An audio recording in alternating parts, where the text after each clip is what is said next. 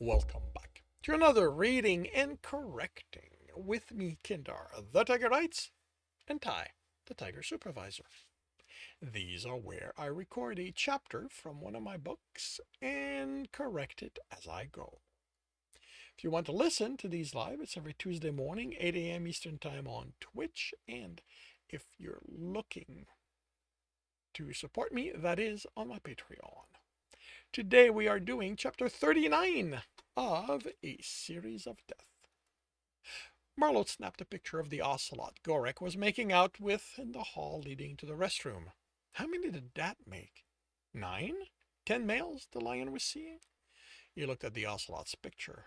Did this one count as one of Gorek's boyfriends? He glanced at them grinding together. If he wasn't now, he'd soon be. He filed the picture to add to Stalker 2.0 once he got a name. With the lion getting meat from all the males he was involved with, Marlot was at a loss on how to get the program to track the lion's hunting patterns. He looked to the table with the tiger waiting for the lion to return. What would he do if he saw the two of them making out in almost public? Would he storm off, leaving the lion to pay for the meal? Would Gorek talk him down, let the ocelot join them, and still have the tiger pay for it all? Marlot didn't know how the lion did it. He could take an angry male larger than himself and, with a few words, turn them into someone willing to forgive anything. He ran the ocelot's picture through a recognition program he had access to. If he'd had any run-ins with the law, he'd be there, and it would speed up getting a name. How long could he consider Stalker 2.0 the same program as what he'd started with? Should he upgrade the name to 3.0? Gorek was forcing Marlot to make even more changes to it than Algerinam had. At least the hare was doing the killing in, and Marlot knew how to get this program to look at that and come up with some form of predictive algorithm. If only he could get it to adapt to accept prey could hunt. Even without it, Marlot had worked out the type of people Algerinam went for, predators. With Gorek, he couldn't tell if he had a type other than male and willing. He seemed to prefer felines. From what he remembered, they had made up the majority of the wall of pictures. There had been a wolf too, a fox. The males he'd seen Gorek visits were feline with a variety of body type, from lithe to muscular, taller than he was, shorter. It was as if all he cared about was accumulating as many of them as he could, build the largest pride possible. Could he have Stalker 2.0 merge Algerinam and Gorek's profile and not explode? Might give him overlap that could point to where the hare could be planning something. Well, they already had one thing in common. Both only sought out predators. Why was Gorek still alive? This was something else stalking the lion gave the wolf time to think about. This was the longest someone whose ID card he'd received had remained alive.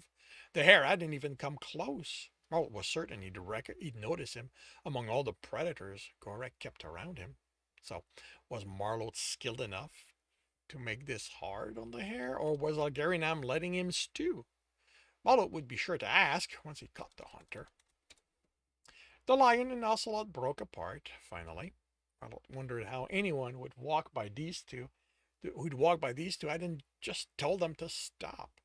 He hadn't thought this restaurant was the kind that allowed this type of near-lewd behavior. They exchanged information, and the lion headed to the restroom. The ocelot cut his breath and did what he could to smooth down his head fur. The interaction had to have left him smelling meaty. Marlot tried to recall if the ocelot was seated near the lion and tiger's table. It would be interesting to see the tiger's reaction at smelling the lion on the ocelot. But the ocelot headed for the coat check and left. Now, the question became, how would Gorek explain the ocelot's scent on him? There couldn't be enough descenting wipe in existence to remove the evidence of what he'd been up to. The lion would need a full body wash. The lion returned and sat. The tiger sniffed the air and his fur fluffed off. He said something that had to be a sharp, but Gorek dismissed it, replied with a chuckle, and rubbed the tiger's cheek. The tiger calmed down, nodded, and they were eating again, the conversation pleasant. It looked It took the lion less than 3 phrases and one touch to calm the tiger. Well, it couldn't help being impressed. The meal ended with food left over. The tiger paid, the food was wrapped, and the lion took it, heading to the restroom again. Instead of waiting, the lion left. So they weren't going back to the tiger's place. Marlot checked the time. Still an hour to go. That was usually enough for the lion. After 5 minutes, Marlot wondered what the lion was up to in the restroom. He hadn't looked sick. After 10, he had to consider the lion had left by the back door for some reason. He had his jacket, and the evening was on the warmer side. Maybe he had encountered another male, and they were taking advantage of the privacy the restroom offered. Thinking of Gorek stalking some male reminded Marlot he needed to think about his own food. The body he'd bought off the moose wouldn't last too much longer. Gave Gorek another 5 minutes. Then he finished his drink and stood. Whatever was keeping the lion busy this session of observation was done. Outside, he tightened his inadequately warm jacket. The temperature had dropped with the rising wind. Gorek would have to hurry to his car if he didn't want to freeze, just as he would. Marlot wished the weather would make up its mind. He dressed for the late afternoon warmer. Okay, this does not work. Inadequately warm?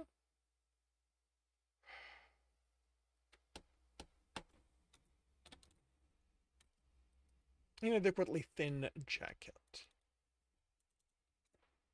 Marlot wished the weather would make up its mind. He dressed for the late afternoon warmer weather, with the forecast predicting stability. Instead, he was freezing. He couldn't wait for his winter coat to come in, even if it meant he'd burn up on the warm days. He noted the prey he passed on his way to his car. Too many of them were overly confident in their safety. He just had to figure out which one had a good reason to be and which didn't. He didn't have Trembor's nose for it. The lion seemed. He groaned. No thinking of the lion. He'd made it clear they were done, that there was nothing Marlot could do. Maybe he should stalk a few of them, get enough information on them to get Stalker 1.0 running. Gust of wind reminded him he was freezing his tail off. Another day, when it was warmer, he'd be back in this area again. He was sure of it. The way the staff treated Gorek, he was a regular here. Marlot unlocked his car as he approached, starting it remotely. His car was at the back, the lot having been full when he arrived. It would give him time to warm. It would give it time to warm. He put his pad away as he sensed the hand reaching for him. He spun, grabbed it, turned, and pulled a large male off balance. He twisted him, pressing the lion back against the closest car. Gorek smiled. Good reflex. I like that in a male. You like getting gored too? Marlot snapped, noting how much heat the lion generated. Because that's what almost happened here. What's the idea of stalking me? The lion tilted an ear, smirking. I? Stalking you?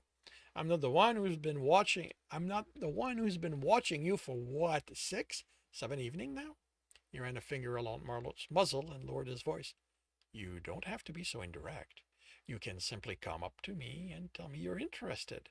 At this point, you have to know I don't mind adding a new partner to my pride.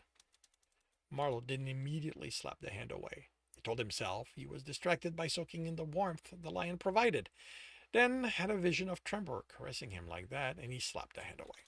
That's not why I'm watching you. The smile brightened. Of course not. A handsome wolf like you has nothing better to do than stalk a lion like me. The hand snaked around Marlot and pulled him closer, making him feel more than the heat coming off the lion. Did you like what you saw tonight?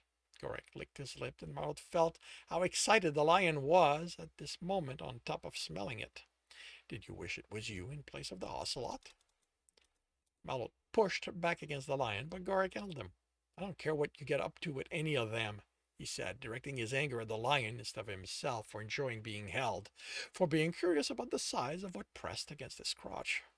The lion had to be able to smell the effect he had on him, and this has nothing to do with you. No, of course not. You couldn't smell this happy because of good little me. Marlot swallowed as the lion leaned in. The muzzle pressed against the side of Marlot's head and breathed in. Tell me, he whispered, Did Trembor tell you how good I was? Marlot stiffened. All the ways I could make him squirm and beg for more. Marlot pushed hard and shoved himself out of the hold. Don't talk about him like that way. And how do you even know about him and me? Gorik canted an ear. The way you looked at his picture, I had to stalk around and find out why. Mating contracts are publicly accessible, you know. A lifetime contract. I am impressed. I didn't know Trembor had it in him. He never showed that kind of dedication when he was younger. He left me. Did you know that? Without any explanation, just walked out. He was there, then one day he was gone.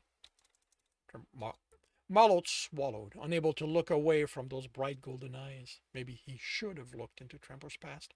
Maybe he'd have known what to expect that way, known better than to get involved. If he'd also walked out on someone like Gorek, the problem was Trembor, and there was nothing Marlot could do about it.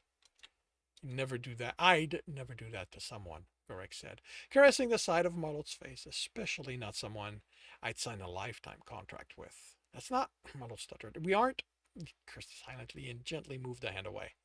The lion's grin infuriated him. How did he even know Trembor had walked away from their relationship? What are you doing here? Gorek held Marlot gazed and smiled. I notice you didn't order anything for yourself while watching me eat. I understand registered investigators don't have a stable income, something about depending on getting enough bodies in the territories. He offered Marlot the wrapped package. Watching me eat must have made you hungry. The lion took a deep breath of the air between them. Or is it a different kind of hunger you want to satisfy? He licked his lip. Absolutely not. Wasn't the ocelot enough? How about the tiger, the other lion, the two cheetahs? Do you want me to go on? Goring beamed. Oh, you have been watching me carefully. How did you see me with the cheetahs? His brow furrowed, then snapped his fingers. The building across from theirs. Did you have a good view of their bedroom? Did you see my performance? Do you like brothers? No, Marlot stated. What is wrong with you? I'm not watching you have sex, and I'm not interested in having sex with you. I'm not one of those males you're collecting. Yorick nodded. Right, you wolves aren't comfortable sharing. You're the lifetime mating contract type, aren't you? I wouldn't make it worth your while. I have a wolf in my pride, and he certainly hasn't run off, even after he found out about my other partners. The lion beamed. I'm just that good at pleasuring him. Will you stop? Marlot said, exasperated. I'm not interested in you. The lion canted his head. I've never known someone not interested to spend the kind of time watching me as you do. Marlot glared at the amused lion. He almost told him about Algarinam, about his life being in danger, just to wipe away the smirk on his muzzle. But even if the lion believed the hare could be a danger, and Marlot had heard the tone when the male referred to prey, he didn't know how the hunter would react to his prey being aware the stalking was happening. Would Algarinam lash out at the males around Gorek? Look, this is a misunderstanding, Marlot said, doing his best to calm himself and bury his reaction to the male. I'm not interested in you, not that way, at least. I'm doing research for a program I'm building. Not a lie, he told himself. The data he was accumulating following the lion would help with the program somehow. Yorick chuckled. Sure you are. He handed the package to Marlot. But I have to get home. I have someone there waiting for me. Take this. The restaurant does an amazing job getting the sauce to soak into the meat. This might spoil you for anything else, but it is worth it. The lion smiled and licked his lip, just like me. Marlot rolled his eyes, ears folding back. The lion placed the wrapped package on the car's roof.